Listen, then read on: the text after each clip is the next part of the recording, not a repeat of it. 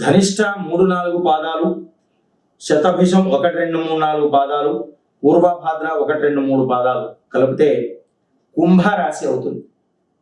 ఈ రాశి వారికి, కుంభరాశి వారికి జూన్ 1వ తేదీ వరకు బృహస్పతి చాలా ఆనుకూల్యంగా ఉన్నాడు.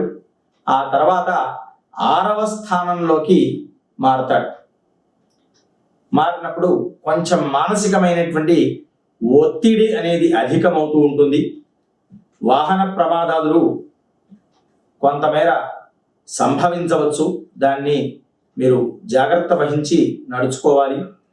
అలాగే మరలా తిరిగి అక్టోబర్ మాసంలో బృహస్పతి చాలా అనుకూలమైనటువంటి స్థానంలోకి ఒక 3 మాసాలు చేరుకుంటాడు.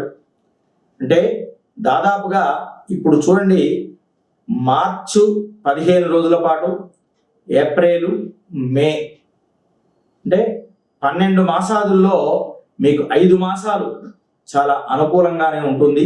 మిగతా 7 మాసాలు మధ్యస్థంగా ఉంటుంది.